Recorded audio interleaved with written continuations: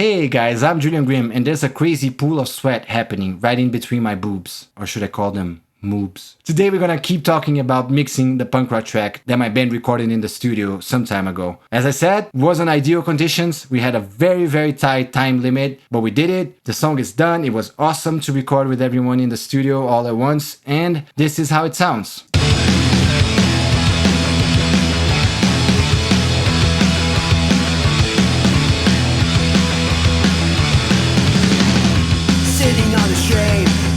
Asleep, all that I remember. Just a little tease for you guys there. In the last video we talked about drums, so in this video we're gonna talk about bass and guitars. Again, I think my bassist only recorded about 3 takes, I only recorded about 3 takes. I recorded stereo guitars, so we have one guitar on the left and one guitar on the right. They're basically doing the same thing until the end where they go a little bit crazy, but they're rhythm guitars, one on each side, so you have wide guitars in your mix, not interfering with the bass and the kick and the snare in the middle or the vocals, so they have their own little space, each one on each side of your head. So yes, stereo guitars, mono bass right in the middle. Let's start with the bass. We had one mic on the bass amp. I think we also recorded a line signal from the bass, but I didn't use that because this one sounded good. I didn't want to mess around with 2 different bass sounds, like this one was doing everything that I wanted. So this is how the bass sounded straight out of the recording.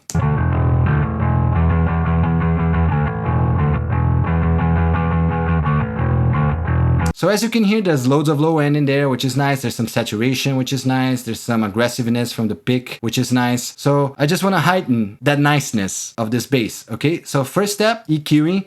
Again, I want to cut the low end and I want to cut where the kick hits. So the kick is going to be hitting around here at 50 and the bass should dominate the area, usually between 75 to 100. Sometimes it goes a little bit higher, sometimes it goes a little bit lower. But that's why I like using wide EQ curves, because that way when I turn things up, it sounds more natural and everything comes together more. It's very unusual that I use very narrow EQ curves, okay? I only boosted a little bit, around 75, not too much because we already had nice low end and you don't want to have too much low end in your bass when you're doing punk rock. I removed some around 600 here, which is just a wonky weird frequencies for bass. Sometimes it's useful, but sometimes it just makes your bass sound like it's a plank, like it's a piece of wood. It's weird. I heightened a lot of the attack from the pick because I find that to be very important for punk rock bass. The pick sound, it's what defines punk rock bass in my opinion. And I cut loads of the high end because there was nothing there. The bass is not meant to be there. There's nothing there. If there's something there, it's going to be noise from the mic or the room or whatever. It's not necessary. So I cut the high end. So this is how the bass sounds without the EQ. And now with.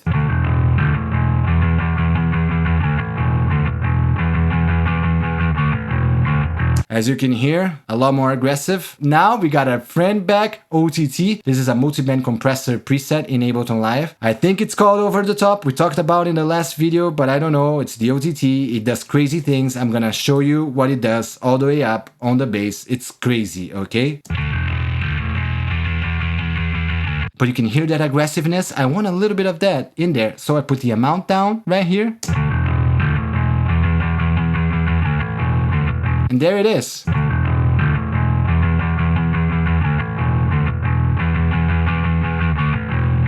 It brings a little bit of the distortion up, which I like for this bass sound. Channel EQ, a more musical EQ, just to heighten the low end a little bit more. So this is without.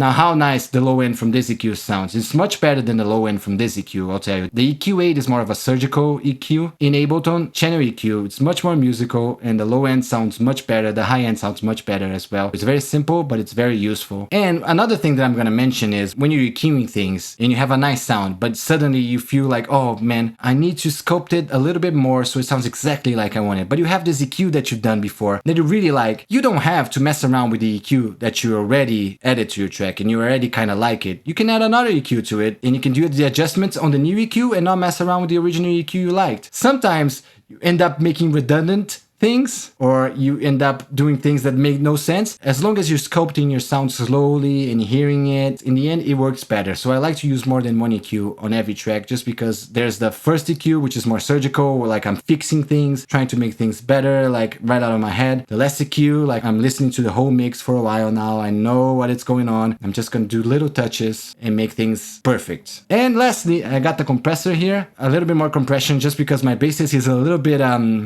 heavy-handed. I think it's from all the years of masturbation. With this compressor, I can control it a little bit more, and I can add a little bit of sustain to each bass note as well, which is nice. So this is without it. And this is with. For the guitars, I grouped the guitars in one track right here. As you can see, there's one guitar going to the left, one guitar going to the right, and I EQ them together. Sometimes I EQ each side separately so I can create a bigger stereo image. But for this case, I recorded both guitars a little bit differently. I think I moved the mic on the amp a little bit, so they already sound a little bit different. So they already sound a little bit wider. So I didn't need to go into each track to make different adjustments to each track to make them sound more different and make the guitar sound wider. So I just processed the guitars in the group as one. This is how it sounds straight out of the desk.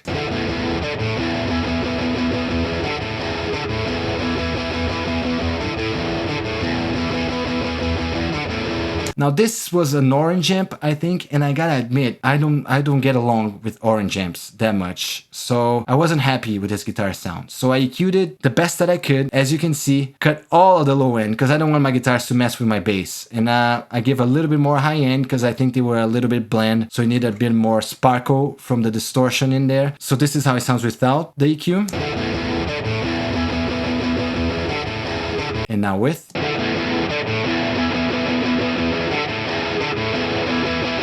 Be more pointy, just a little bit more aggressive, a little bit more correct, more guitar sounding. And again, our friend OTT here, going nuts. I'm gonna show you how it sounds going completely nuts again. Now that brings the aggression that we needed originally from these guitars. A bit too much, but that's the aggression that I wanted. So I put the amount down a little bit here, and this is how it sounds without it. And this is with.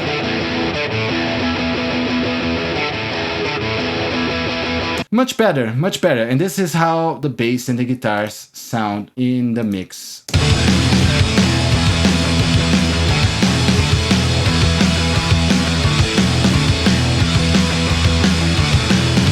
See, the guitars don't sound as bad as I thought they sounded on their own. It's crazy. I don't get along with orange amps. I'm sorry, orange amps. Maybe I just used your lower range, so that's why I don't like them that much. In the end, it worked. So that's it for guitars and bass in this song. As you can see, it's very simple. I don't usually compress guitars because they're distorted. They're kind of compressed already by the distortion. And that's pretty much it. So the next video is going to be about the vocals. The vocals were quite tough on this song because we were so tired by the time that we recorded these vocals that they didn't come out awesome. But I don't want to re-record them because this song sounds like the exact moment. It sounds very, very pure, very honest to the exact moment we were in that room with our drummer, and I don't want to re-record any vocals. They sound perfect for the song. Even though they're not perfectly recorded or perfectly performed, they sound perfect with the song. So next video, vocals. Subscribe if you want to get a notification of when that video comes out. And if you like me, press all the buttons that help me in the world. And I'll see you guys next time. Thank you for watching. Bye. Like this, angel took my head, angel gave me kiss. Do I look sad? Angel sing this song.